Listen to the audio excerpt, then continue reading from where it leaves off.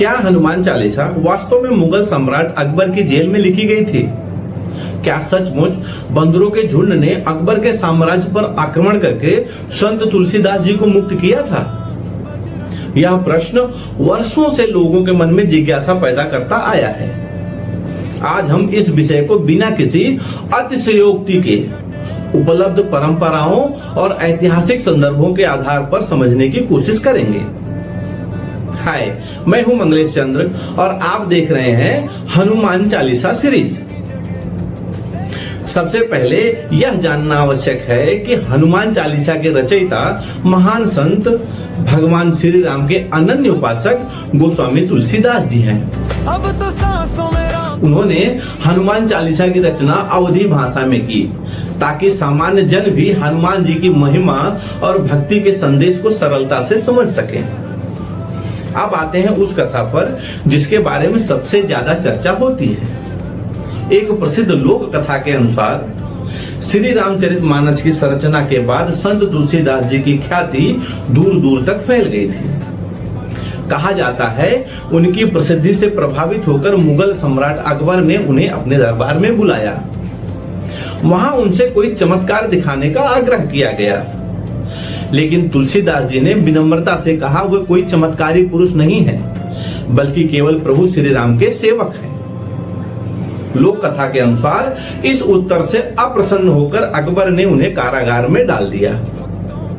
आगे यही परंपरा बताती है कि कारागार में रहते हुए संत तुलसीदास जी ने प्रतिदिन श्री हनुमान जी की स्तुति में एक एक चौपाई लिखते गए। 40 दिनों में 40 चौपाइयां पूर्ण हुई। बाद में उनके आरंभ और अंत में एक एक दोहा जोड़कर यह संरचना हनुमान चालीसा के नाम से प्रसिद्ध हुई। इसी लोक कथा के अनुसार यह भी कहा जाता है कि 40वें दिन बहुत बड़ी संख्या में बंदरों के एक झुंड ने नगर में उत्पात मचा दिया। यह सम्राट को समाचार मिला तो उन्होंने तुलसीदास जी को सम्मान पूर्वक मुक्त कर दिया। यह कथा आज भी देश भर में श्रद्धा के साथ सुनाई जाती है, लेकिन यहाँ एक महत्वपूर्ण बात समझना अति आवश्यक है। यह पूरी घटना का स्पष्ट और समकालीन ऐतिहासिक प्रमाण उपलब्ध नहीं है।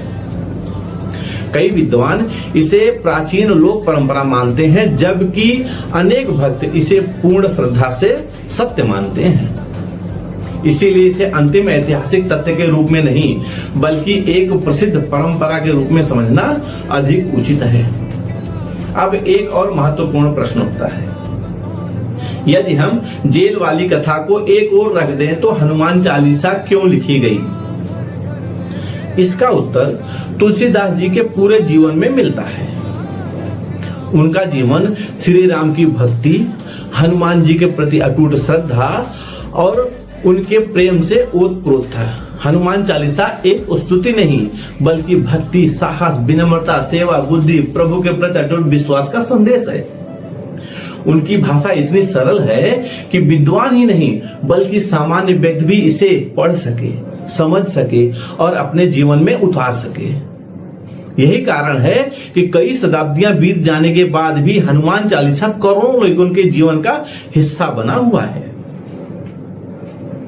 यदि आपको शोध आधारित प्रस्तुति उपयोगी लगी हो तो अपनी राय हमें कमेंट में अवश्य बताएं।